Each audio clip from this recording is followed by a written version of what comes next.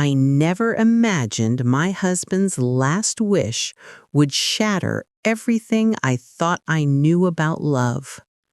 But here I am, 72 years old, sitting alone in the house we built together, trying to make sense of a life that suddenly feels like a stranger's story. They say grief comes in waves. What they don't tell you is that sometimes those waves carry secrets heavy enough to drown you. My name is Eleanor, and for 53 years, I was married to a man I thought I knew better than anyone in this world.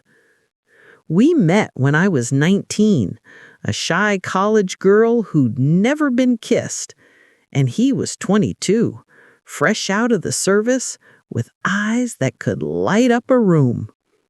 Our first date was at a little diner on Main Street. He ordered cherry pie, and I had coffee so strong I couldn't sleep for 2 days. We talked until the waitress practically swept us out the door. By the time he walked me home that night, I just knew. We married the following spring in my mother's garden, surrounded by roses and hope. The kind of hope only young love carries. The belief that together you can weather anything. And for decades, we did. We bought our first home with money we'd saved penny by penny, a little 2-bedroom with creaky floors and a kitchen window that faced the sunrise. I can still remember standing in that empty living room, his arms around me, both of us dreaming out loud about the life we'd build. 3 children came, then grandchildren. Sunday mornings meant pancakes and chaos, little voices filling every corner. Evenings meant sitting on the porch, his hand in mine, watching the neighborhood settle into twilight. We had our struggles, like any couple. Bills that came faster than paychecks, disagreements about where to spend holidays, nights when words came out sharper than intended, but we always found our way back to each other. Or so I thought. Looking back now, I wonder if I missed the signs. The times he'd grow quiet, lost in thoughts he never shared. The way he'd sometimes stare out the window, as if seeing something or someone I couldn't. There were moments, brief as a breath, when I sensed a shadow between us. But I told myself every marriage has its mysteries. I chose trust over questions. Maybe that was my mistake. 6 months ago, everything changed. He'd been feeling tired for weeks, dismissed it as age, as we all do. But when he collapsed in the garden one Saturday morning, we knew. The hospital room was small and sterile, filled with a rhythmic beeping of machines that measured what little life he had left. Stage 4. Too late for miracles. The doctors gave him weeks, maybe days. I stayed by his side, holding his hand, memorizing the lines of his face. 53 years, and I still found new things to love about him. The way his eyes crinkled when he tried to smile through the pain. The stubborn strength in his grip, even as his body failed. But his mind stayed sharp, too sharp. 3 days before he passed, a nurse brought me an envelope. He asked me to give this to you after, but I couldn't wait. My hands trembled as I opened it in the hallway outside his room, the fluorescent lights buzzing overhead like a warning I didn't heed. The paper was thin, fragile. His handwriting, always so steady, so sure, filled the page. My Dearest Eleanor, it began. And then the words that would unravel me. Not a goodbye, not the love letter I'd hoped for, but a wish. A last request that made no sense. He wanted me to give away our home. The home we built. The home where we'd raised our babies and buried our dog and celebrated 50 anniversaries. He wanted me to hand it over to someone I barely knew. Someone whose name I'd heard only in whispers years ago in conversations that ended when I entered the room. Why? The letter explained in careful, measured words that this was his final act of love, that it would protect our family, that I would understand in time. But I didn't understand. I don't understand. How could the man I'd loved my entire adult life ask me to surrender the only thing I have left of us? What kind of love demands such a sacrifice? And what secret was he carrying that made this his dying wish? So if you've ever felt the ground shift beneath you, if you've ever questioned everything you thought was solid and true, then you know exactly how I felt in that moment. Stay with me, because this story, my story, is about to take you places you won't expect, places I never expected to go. And the wish that broke my heart, is only the beginning. I read that letter 3 times before the words finally sunk in. Each time I hoped I'd misunderstood, that somehow my grief-clouded mind had twisted his meaning into something it wasn't. But the fourth time I knew. He wanted me to deed our home, the 3-bedroom house on Maple Street where we'd spent half a century, to a woman named Catherine Hartley, a woman I'd met exactly twice in my life. Catherine. The name echoed in my memory like a word you can't quite place. I remembered her vaguely, a presence at the edges of family gatherings years ago, always polite, always distant. She'd worked with my husband decades back, before he retired. They'd served on some charity board together, or so he said. I'd never thought much of it. Why would I? We were happy, secure, or at least I believed we were. But here, in his final letter, her name appeared again and again. Catherine needs this, he wrote. She has no one, Eleanor, no family, no security. This is the only way I can make things right. Make things right? What did that mean? Right for whom? And what had gone wrong that I didn't know about? His letter continued, explaining that Catherine had been there for him during the difficult years. What difficult years? We'd weathered everything together.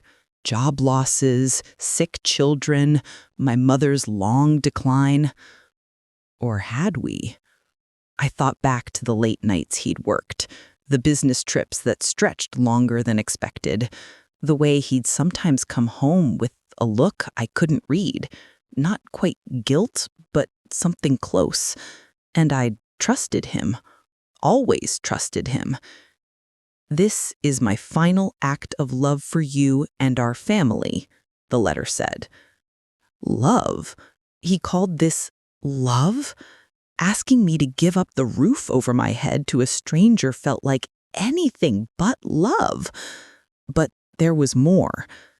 At the bottom of the letter, in smaller handwriting, as if he'd added it at the last moment, were the words that truly broke me. "I'm sorry I never told you the truth, but some burdens are meant to be carried alone. Trust me, one last time, my love. This will protect everyone." Protect everyone from what? I sat in that hospital corridor, the letter crumpling in my fists, tears streaming down my face. Nurses pass by, their eyes full of sympathy, probably thinking I was simply grieving my dying husband. They didn't know I was grieving something else entirely. The death of certainty, the shattering of a life I thought I understood. 2 days later, he was gone. I held his hand as he took his last breath, whispering that I loved him, that I'd always loved him. And I meant it, even as my heart splintered with unanswered questions, even as anger and confusion twisted inside me like a living thing. The funeral was a blur. Faces, flowers, condolences that meant nothing because no one knew what I was really mourning. I stood at his graveside and watched them lower him into the ground, taking his secrets with him. That night, alone in our bedroom, I pulled out the letter again, read it by lamplight, searching for clues I'd missed. Who was Catherine Hartley really? Why did she need our home? And what truth had he been too afraid to tell me? I made a decision then. Before I honored his wish, if I honored it at all, I needed answers. The next morning, I started digging. Old photo albums, tax returns, bank statements going back decades. And what I found made everything worse. Payments. Monthly transfers to an account I didn't recognize, going back 30 years. Thousands of dollars, tens of thousands over time. Money I'd never known was missing. He'd hidden a second account from me? All those years, all that talk of budgeting and saving, and he'd been sending money somewhere else. To someone else. I felt sick. Betrayed in a way I couldn't articulate. This wasn't just about the house anymore. This was about lies, secrets. A whole life running parallel to the one we'd shared. But I also felt something else. Fear. Because if he'd kept this from me, what else didn't I know? I knew I couldn't keep this to myself. The family needed to know. Not everything. Not yet. But enough. So I called them. Our daughter, Sarah, our son, Michael, my sister, my son-in-law. "Come over Sunday," I said. "There's something about your father. Something I need to share." I didn't sleep that whole week, rehearsing what I'd say, how much I'd reveal. dreading the moment I'd have to speak the words aloud and make it all real. Sunday came too quickly. When I finally gathered them in the living room, our living room, the one he wanted me to give away, and told them about the letter, about the wish, about Catherine Hartley, the silence that followed was deafening.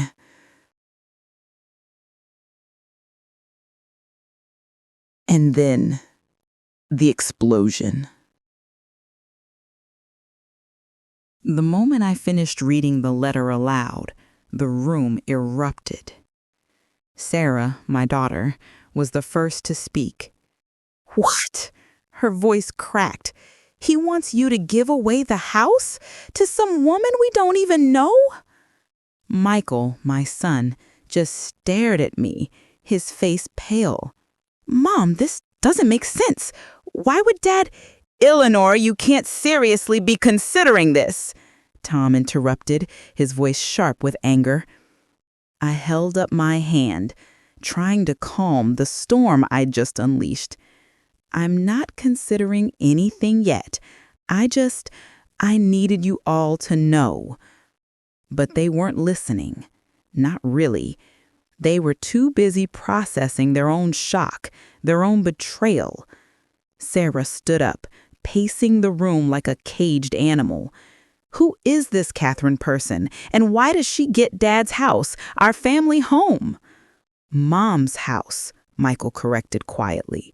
"It's Mom's house now." I appreciated that. But the truth was, it didn't feel like my house anymore. It felt like a burden, a question mark, a reminder of everything I didn't know. "There's more," I said quietly.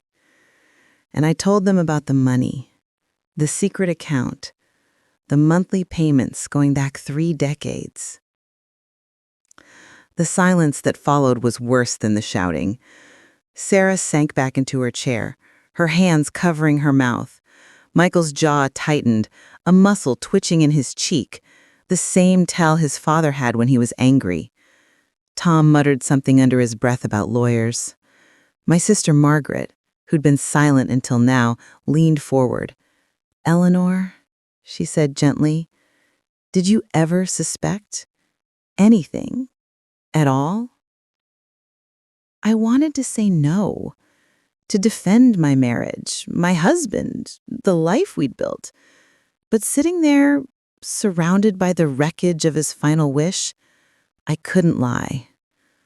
There were moments, I admitted, times when he seemed distant, preoccupied, but I trusted him. I always trusted him. Maybe I shouldn't have. Sarah's eyes filled with tears. "Mom, don't say that. You loved each other. Everyone knew that." "Did we?" I heard myself ask. Because right now, I don't know what was real and what was just performance. That's when the arguments really started. Michael thought we should contest the letter, argue that Dad wasn't in his right mind. Tom wanted to investigate Catherine Hartley, find out who she really was, what hold she had over my husband. Sarah just kept crying, caught between defending her father's memory and protecting me. And I sat there, watching my family splinter over a secret none of us understood. It was Margaret who first mentioned the name I'd buried in memory. "Do you remember," she said carefully, "about 25 years ago when he disappeared for those 3 weeks?" I did remember. He told me it was a work emergency, a project that required him to be out of state, unreachable. I'd believed him because, why wouldn't I? "What about it?" Michael asked. Margaret glanced at me, hesitant. "I ran into him during that time, in Chicago. I was there for a conference." My heart started pounding. "And?" "He wasn't alone," Margaret said quietly. "He was with a woman, They were having lunch at a cafe near the waterfront. The air left the room. "Did you recognize her?" Sarah asked, her voice barely a whisper. Margaret shook her head. "I didn't get a good look, and when I asked him about it later, he said it was a colleague, someone from the charity board he was on." Catherine Hartley had been on that board. I felt the walls closing in. 25 years ago. That's when the payments started. Michael pulled out his phone, fingers flying across the screen. I'm looking her up. Catherine Hartley. If she's real, she'll have a digital footprint. We waited. The ticking of the grandfather clock in the corner seemed impossibly loud. "Found her," Michael said finally, his voice strange. She's 70 years old, lives about 40 miles from here, worked as a social worker for 30 years before retiring." He turned the phone toward me. The woman on the screen had kind eyes and graying hair pulled back in a simple bun. She looked ordinary, non-threatening. And yet, she held the key to my husband's secrets. "I want to talk to her," Sarah said suddenly, her grief hardening into anger. "I want to know why Dad thought she deserved our home more than you do." "No," I said firmly, "not yet." Because I wasn't ready. Not ready to face her, not ready to hear whatever truth she carried. But Sarah was relentless. "Mom, you can't just sit here and wonder. You need answers. We all do." "Your sister's right," Michael added. "We need to know what Dad was hiding." They were right, of course, but knowing that didn't make it easier. That night, after everyone left, I sat alone in the dark living room. The house creaked around me, familiar and foreign all at once. I thought about my husband, the man who'd held me through my mother's funeral, who taught our children to ride bikes and our grandchildren to fish, who's whispered, "I love you," every single night for 53 years. And I thought about the man who'd kept secrets, who'd sent money to a woman I didn't know, who'd asked me to surrender everything in his final breath. Were they the same person? Or had I been married to a stranger all along? I picked up the phone. My hands shook as I dialed the number Michael had found. It rang once, twice, 3 times, and then a voice, soft, cautious. "Hello? Is this Catherine Hartley?" "Yes.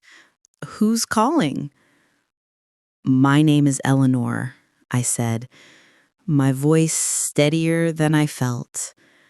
"I'm Joseph's widow, and I think you and I need to talk." The silence on the other end of the line stretched for what felt like an eternity. Then Catherine's voice, barely above a whisper. "Eleanor,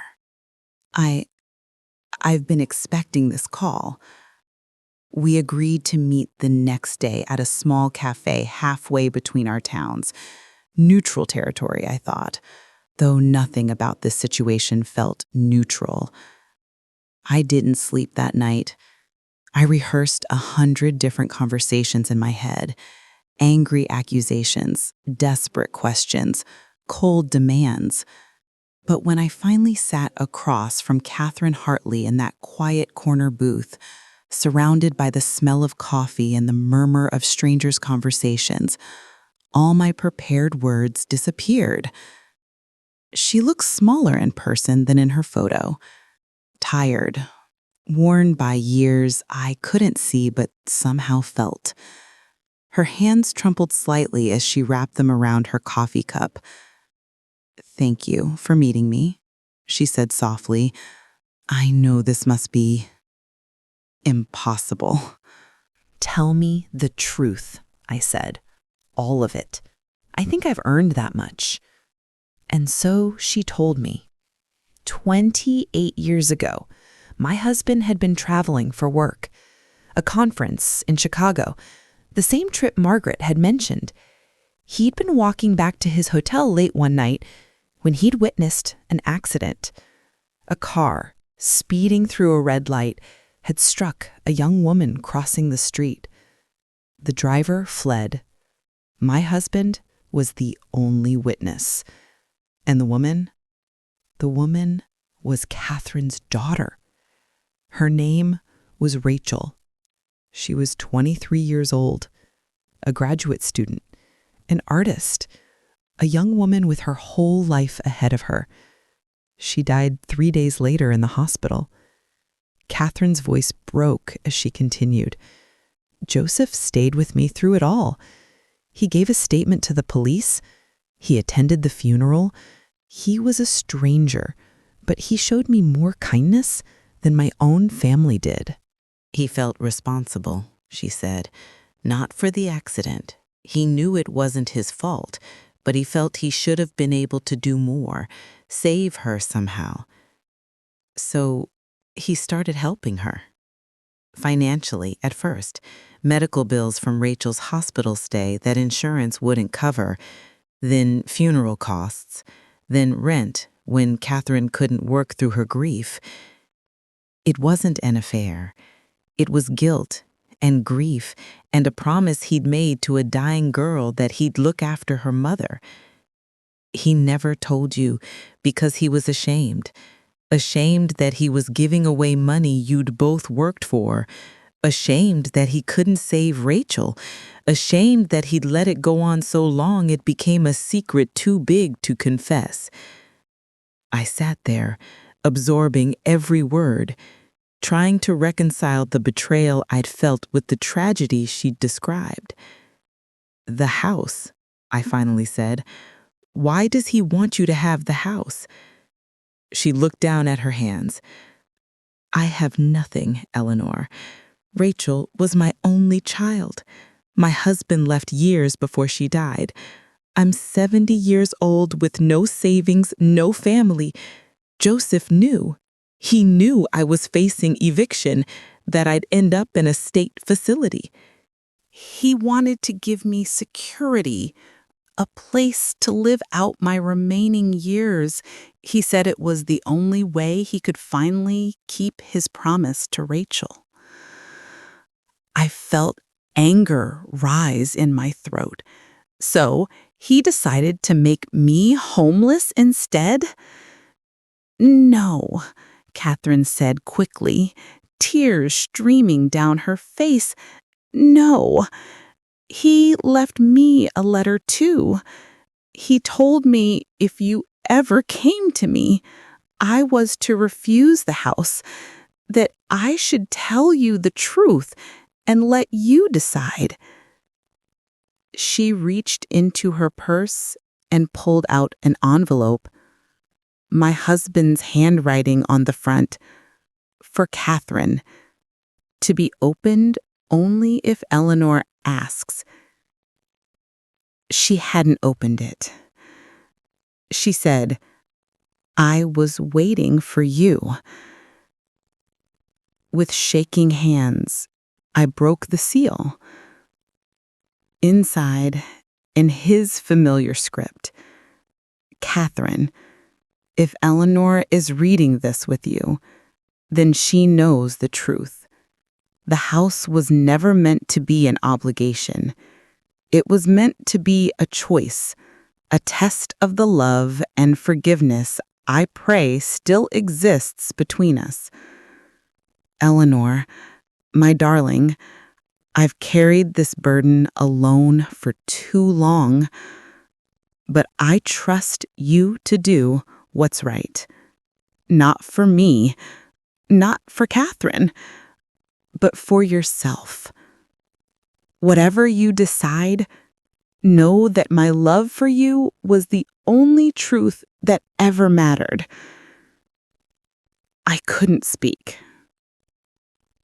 couldn't breathe. He turned his dying wish into a choice. A painful, impossible choice, but a choice nonetheless.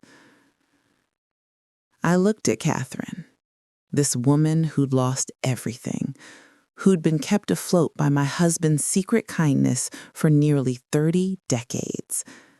And I thought about Rachel, a girl I'd never met, a life cut short, a mother's grief that never healed. I need time, I told her finally, to think, to decide. Catherine nodded, wiping her eyes. I understand. As I drove home, my mind raced with questions. Could I forgive him for the secrets? Could I honor a wish born from tragedy and guilt? Could I find peace with a choice that had no right answer? That night, I sat in our bedroom, my bedroom now, surrounded by 53 years of memories. Photos, letters, the wedding ring I still couldn't bring myself to remove. And I realized something. Love isn't just about the good moments. It's about carrying the weight of someone else's pain, their mistakes, their impossible choices. My husband wasn't perfect. He'd lied, he'd hidden, he'd made decisions that hurt me. But he also loved me. In his flawed, complicated, heartbreaking way, he loved me. And now I had to decide what love looked like on my end. Have you ever had to choose between what's fair and what's right? Between your own pain and someone else's need? It's the hardest choice I've ever faced. And what I decided changed everything. It took me 2 weeks to make my decision. 2 weeks of sleepless nights, long walks, and conversations with myself I never thought I'd have. I talked to Sarah and Michael. I talked to my sister, Margaret. I even talked to my pastor, though I'm not sure he fully understood what I was asking. But mostly I talked to Joseph, out loud in the empty house as if he could still hear me. I told him I was angry, hurt, betrayed. I told him I wished he'd trusted me with the truth. And I told him I still loved him, even now, even after everything. Because love doesn't end just because it gets complicated. In the end, I made a choice that surprised everyone, including myself. I called Catherine and invited her to the house, our house, one more time. This time, my children were there too. We sat in the living room where I'd first read Joseph's letter to the family, the same room where we'd celebrated birthdays and Christmases and ordinary Tuesdays that somehow became precious in hindsight. I looked at Catherine, this woman who'd carried her own unbearable grief for nearly 30 decades, and I made my offer. "I'm not giving you the house," I said. Catherine nodded slowly, fresh tears in her eyes. "I understand. I never expected." "Let me finish," I said gently. "I'm not giving you the house, but I'm not keeping it either." Sarah and Michael exchanged glances. "Mom, what are you saying?" "I'm selling it, and I'm splitting the proceeds. Half for me to buy a smaller place and secure my own future, and half to establish a trust fund in Rachel's name. The trust will provide Catherine with a monthly income for the rest of her life, enough to live with dignity, to have security. Catherine covered her mouth, sobbing quietly. "Eleanor, I can't. That's too much." "It's not," I said firmly. "It's what Joseph wanted, for both of us to be taken care of.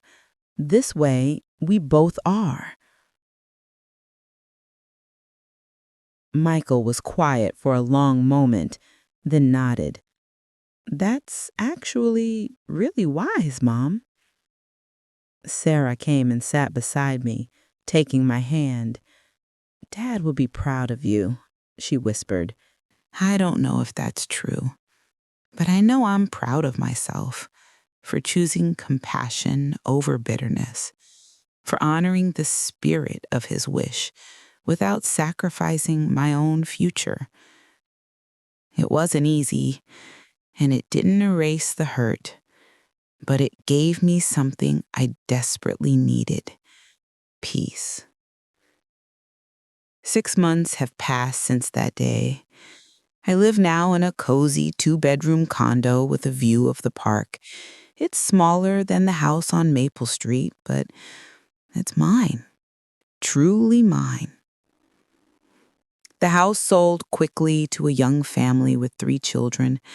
I like to imagine them filling those rooms with laughter and chaos the way we once did, creating their own memories in the spaces we left behind.